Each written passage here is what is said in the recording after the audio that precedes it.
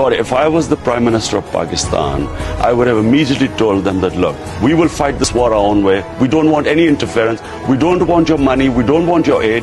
Look, it doesn't mean cutting the relationship with the Americans. It means we will fight. Pakistan has lost $70 billion, the people of Pakistan, in this war.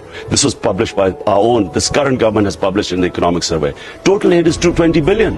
This aid is destroying us. Look, I would tell the Americans that what do they want from Pakistan? There should be no terrorism from our soil. That's all they should want. We'll do it our way. If I am perceived as a puppet of the Americans, it takes away my credibility and ability to fight terrorism. Because of me, there will be more people picking up guns. Look, puppets create terrorists. They create radicals. If it was a sovereign government, we would deal it with our own way. But the Americans, surely, would they not want a Pakistan government which would ensure no terrorism from our soil? Would they not want that? $70 billion lost to the economy. We're talking about Osama bin Laden. We're talking about the mastermind of the 9/11 attacks. Was it not, perhaps, a sense of shame that he was in Pakistan, and as the Americans went on to claim, almost inconceivable the Pakistanis did not know in some form that he was there? Maybe shame about that, but also a sense of relief that, thank God, he is no longer capable of leading Al-Qaeda and its terror activities. Stephen, for one, whether Pakistan government was complicit or whether it was incompetent, as said by Panata, I'm talking as a member of Pakistani public who's not part of the government. Well, you're talking as a responsible leader in Pakistan, a man who aspires to actually lead the country.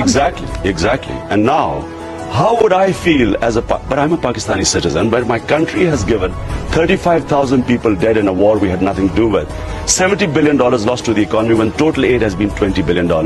How would I feel that my ally, who we are fighting for, does not trust us, instead comes and conduct the operation itself? How does it help? Should they not have told our government? If it's either it's an ally or it's not an ally. How does it help in terms of the future stability of Pakistan for you to tell the Americans that you want to see them completely out of your country in terms of intelligence cooperation, in terms of their anti-terror activities in Pakistan? You want to cut all ties, and you believe that will lead to greater stability, when the Americans are alleging right now that the ISI, the Pakistani intelligence agency, is actively helping the Haqqani network and other militants do their deeds inside Afghanistan? First of all, if this myth being spun that 4,000 or 5,000 Haqqani Taliban is the reason why the US is not succeeding in Afghanistan. 140,000 US soldiers in Afghanistan, greatest military machine in history, is not succeeding because of these 4,000 or 5,000 fighters that are supposed to be holed up in North Waziristan. Does that make sense?